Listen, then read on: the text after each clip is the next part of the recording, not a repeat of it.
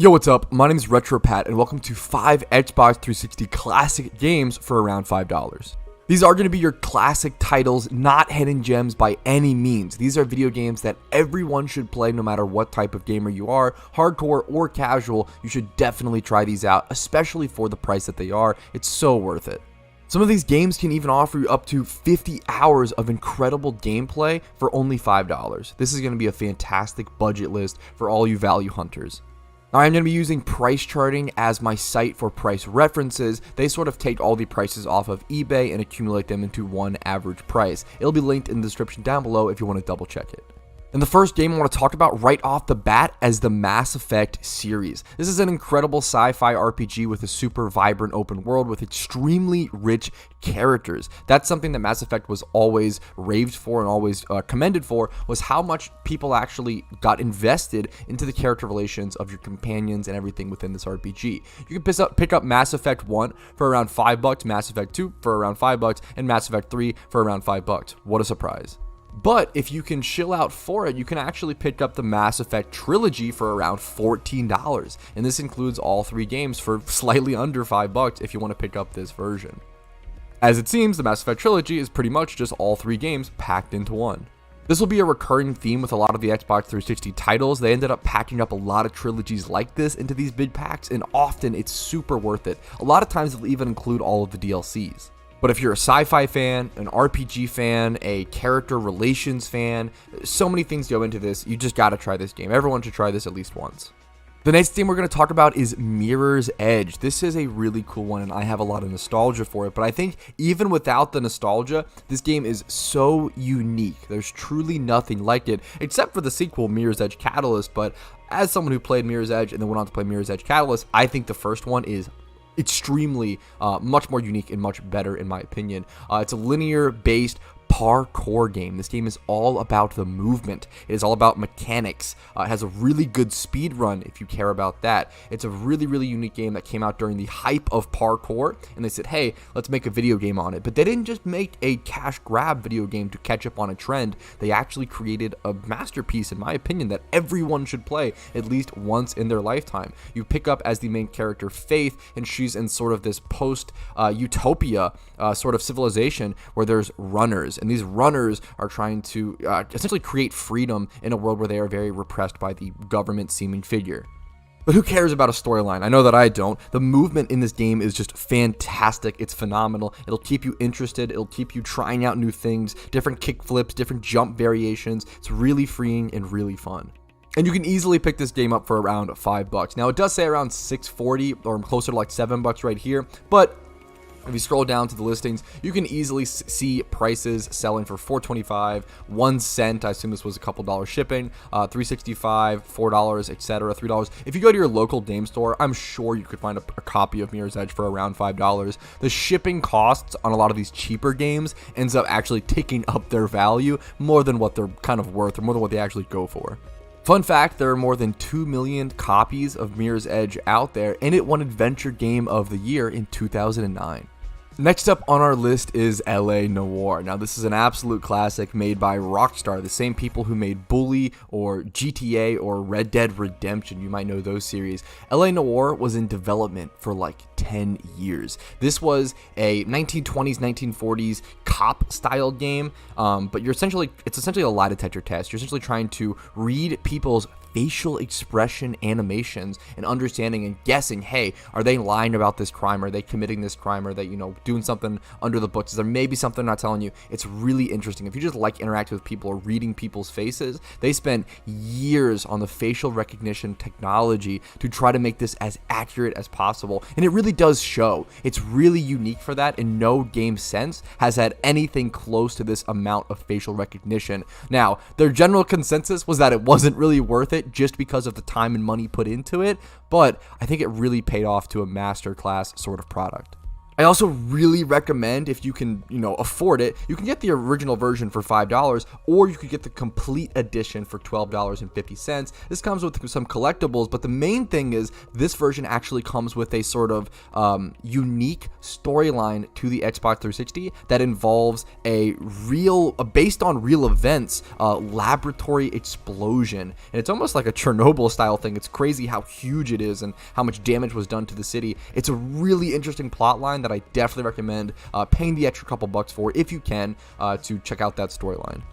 Alright, next up on our list is going to be the Borderlands series. And what I mean by the Borderlands series is I mostly mean Borderlands 1, the Game of the Year edition, you can easily get for $5. Borderlands 2, you can get for around $5. And then Borderlands the pre-sequel. I have played through all of Borderlands 1 and 2 within the recent year. It was a replay for Borderlands 1. I did beat that as a kid. But man, replaying through these games was really, really fun. I think there's a sort of level slump in Borderlands that I always talk about. I think getting through like level 15 to 20 or 13 to 12 to 20 can be kind of boring.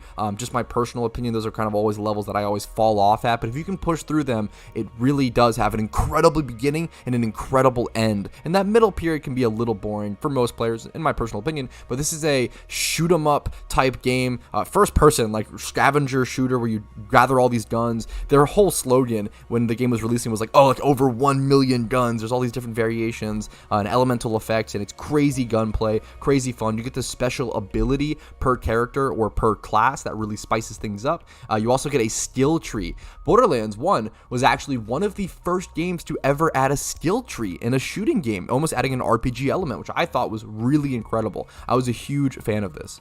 But because of that, the Borderlands 1 skill trees are kind of infamously a little conservative, nothing super exciting, and that's where Borderlands 2 comes in, really popping off and creating an incredible game. I do think after playing Borderlands 2 for the first time in late 2022 to early 2023, this game I do think is better than Borderlands 1, but I have to preface this heavily. I cannot tell you how many people I have heard say, oh, go ahead, you can play Borderlands 2 without playing Borderlands 1. I vehemently disagree with this. I think you absolutely should play Borderlands 1 before playing Borderlands 2. The whole storyline and the whole character development and everything that happens, it's so crucial. All the nostalgia, all the revisiting landscapes and environments. I don't want to spoil too much. You absolutely should play Borderlands 1. It is a direct sequel and all of the characters matter and transfer over. You absolutely should play Borderlands 1 first and then Borderlands 2.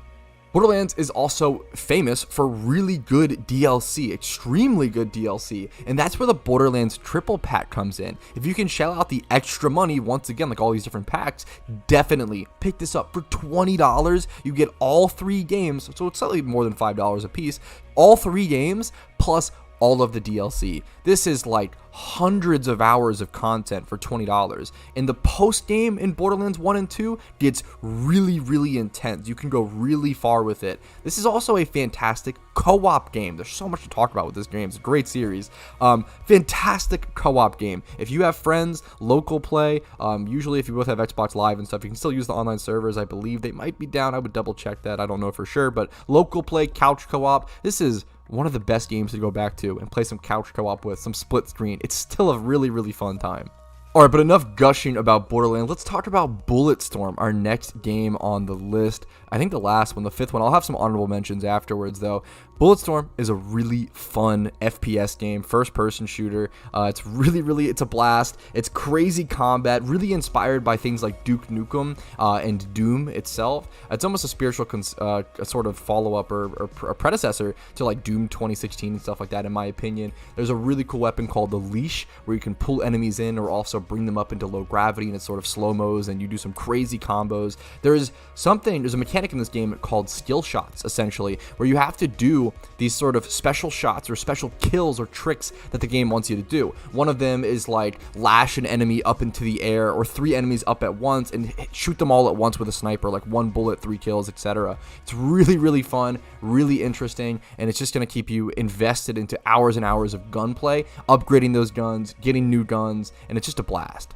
It does have a pretty interesting storyline, in my opinion, which is super forgotten in my thoughts as well. And I think people super just pass over that. I think this game has a great storyline, great characters, and it pokes fun at the genre of big dumb guns, big dumb, male protagonists, while also being a staple entry in its own.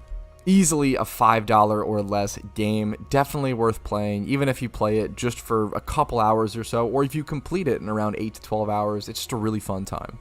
It is also made by Epic Games, the same people who made Gears of War and a bunch of other fantastic games back when they were doing their sort of Xbox 360 hype time and hype period, and it's definitely a product of that era. Now, I actually have 3 honorable mentions, funnily enough, to quickly talk about, just because I don't think the Xbox 360 is the best way to play these games. That's really what it comes down to. I think the Xbox 360 is a great way to play all of the games I mentioned earlier. You could argue that it's even better to play things like Borderlands on a PC or even Bulletstorm. You could argue all of the games PC is better, which I think is fair. Do whatever you enjoy, but I think all of those games work really well on the 360 still, whereas, in my opinion, the 3 games I'm about to mention work too much better. Like, they're way much better on a PC versus on a 360, but you can still pick these up for $5 if you want to, and these are masterpieces. I'm talking like the 2 games I'm about to talk about are like both in my top 5 games of all time, or at least like top 8 games. Fallout New Vegas and Skyrim. I mean, these 2 games are, everybody knows about these masterpiece games, masterpiece RPGs that belong in everybody's collection. Everybody should have played these at least one time or another. All the way through, probably. They're master classes for a reason. They get all these remakes for a reason. Well, at least hopefully New Vegas soon or something. Dead Island is the 3rd one. So the 3, Fallout New Vegas, Skyrim, and Dead Island. These 3 games are really cheap on the 360. I do think there are better ways to play them. I think hitting up Elder Scrolls or Skyrim on PC, Fallout New Vegas on PC, allows you to do mods, and that's what really opens these games up for not only hundreds of hours of content, but thousands of hours of content is what these games really become for really cheap on PC. And Dead Island, there is a definitive edition, which really takes the graphics to a whole new level. I actually just played through all of Dead Island for the first time. I played through a lot of it as a kid, but never finished it. I finished it up as an adult over the past year or so, and it's a great game. It's interesting. It's cool. It's kind of a mixed bag. It's a cool game, and it's remembered. It has a diehard fan base. It has some clear flaws, but I almost wish I played on the definitive edition, because the definitive edition has insane graphics comparatively to the original. Like, it is a night and day difference. It's pretty insane, but all of these games are super cheap, and if you have a 360, if you want to pick them up, if you want to casually play through them, definitely go for it. You should play these rather on the 360 than nothing, if that's your options. But if you can, maybe pick these up on the PC, or maybe pick up the Dead Island Definitive Edition. But that's it for me. If you want a quick recap of our list, it'll be in the bottom right hand corner of the screen now on a little notepad document, because that's how I make these extremely high quality YouTube videos, as well as there should be timestamps alongside this video. I hope you guys enjoyed your time here today. If you did, if you learned something, if you found a game you want to play, make sure to leave a like on the video. It does help out tremendously with the algorithm. And make sure to subscribe for more video game content, retro game content, Xbox 360 content, PS2, PS1, Sega Dreamcast, maybe one day I want to pick one up. There's tons of games that I play, PC stuff, retro PC stuff. Check it out, subscribe for more content like this, and I'll see you guys later. Peace.